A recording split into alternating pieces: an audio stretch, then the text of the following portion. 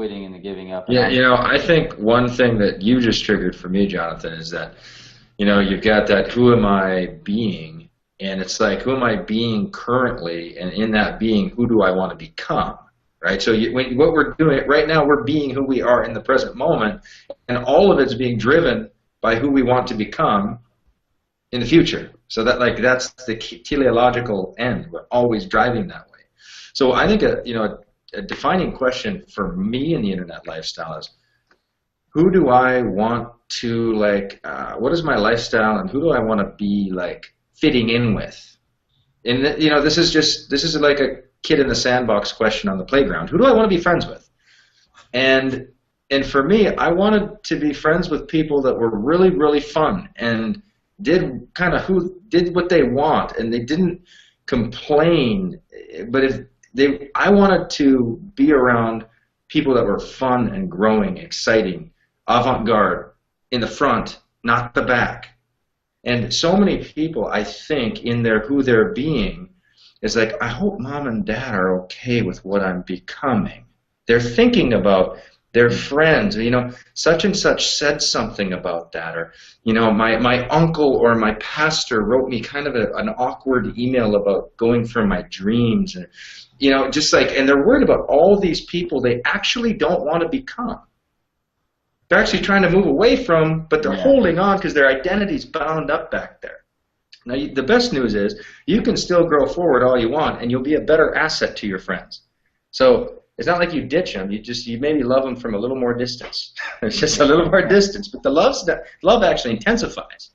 But now you can bring game into their life that can actually change their life. It's not going to change anything. They're going to be exactly who they are because that's who they are.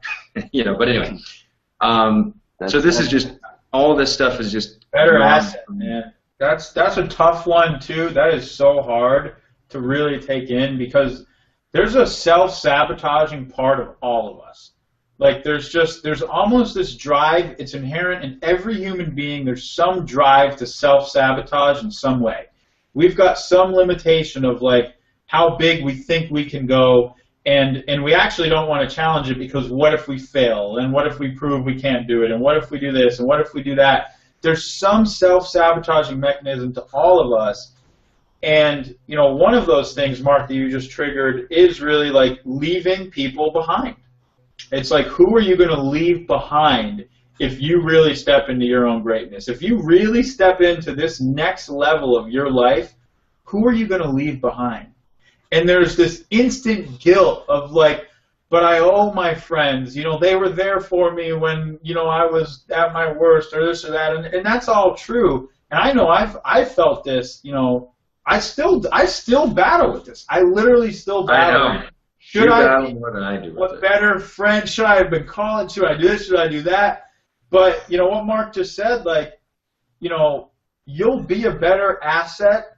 And honestly, what good are you anyway if you stay behind?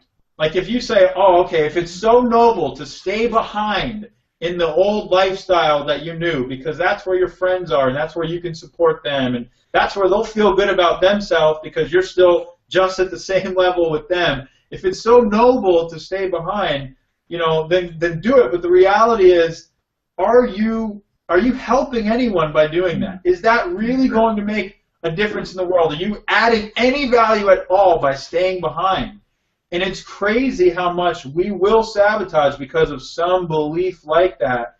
I still battle with it. That's where the skill, I think, comes into, we have to fiercely watch ourselves and fiercely sort of discover these ways that we hold ourselves back.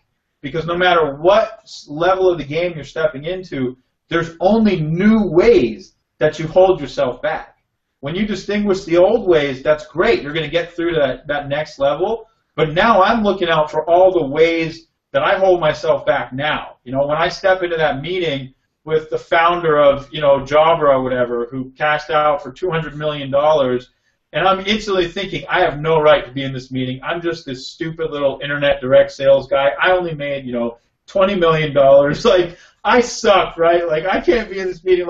Those are the new ways that I have to distinguish that I hold myself back, and it takes more technology than ever internally to fight through that. and say, no, wait a minute, we actually have value to offer this person. There's more value that we're creating in the world. There's bigger things that we can do that they may not even know yet, because the power of our model is the people, and people drive this. And it's like you're always fighting through your own self-sabotaging stuff. If that's, I don't know if that's helpful at all, but it's the freaking truth.